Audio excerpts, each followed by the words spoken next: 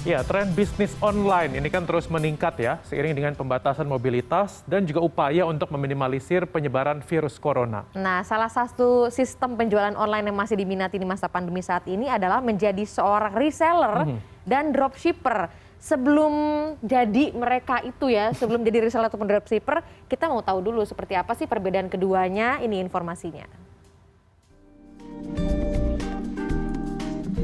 Siapa nih yang suka belanja online? Nah, hantaman pandemi COVID-19 membuat peluang usaha online justru bermunculan, termasuk menjadi dropshipper dan reseller online store. Meski terlihat hampir sama, ada beberapa perbedaan loh antara dropshipper dan reseller. Dropshipper adalah pihak ketiga yang bekerja sama langsung dengan produsen untuk menjual produk. Sedangkan reseller biasanya akan membeli barang langsung dari produsen untuk dijual kembali dengan selisih harga yang sesuai. Keuntungan menjadi seorang dropshipper biasanya lebih kecil dibandingkan dengan reseller karena harga sudah ditentukan produsen. Sedangkan reseller relatif lebih besar karena kuantitas barang yang diambil. Menurut Direktur Center of Economics and Law Studies Bima Yudhistira, di Indonesia pebisnis yang menjadi dropshipper dan reseller cukup banyak. Namun bagi pebisnis pemula biasanya banyak yang menjadi dropshipper dengan modal yang tidak terlalu besar. Segi biaya operasional itu tidak sebesar reseller, karena reseller membutuhkan modal yang lebih besar. Dia harus punya stok barang dulu di gudang miliknya sendiri. Sementara dropshipper tidak perlu untuk melakukan stok barang satupun. Dia hanya menjadi perantara antara konsumen dengan produsen. Salah satu dropshipper online store, Zakiyah, biasanya mempromosikan barang dagangan melalui media sosial. Saat ini, Zakiyah mengaku lebih melihat tren di rumah saja untuk produk yang ia jual.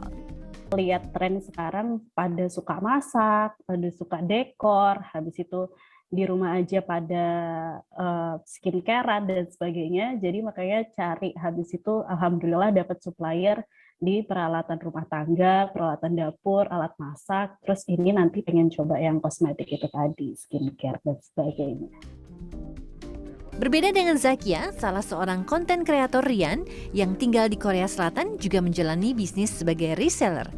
Meski Indonesia masih dalam masa pandemi COVID-19, Rian tetap menjual barang-barang merchandise K-pop seperti lightstick dan album Idol yang dikirim langsung dari Korea ke Indonesia. Banyak juga orang yang pengen punya barang dari Korea atau pengen misalnya album atau merchandise K-pop gitu, tetap pengen gitu.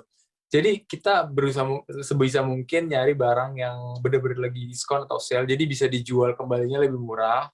Terus untuk pengiriman juga kita benar-benar cari pengiriman yang pakai pembandingan pengiriman dari ekspedisi A, B, C, D, kira-kira yang tercepat yang mana, soalnya customer juga pengennya kan yang cepat sampai gitu.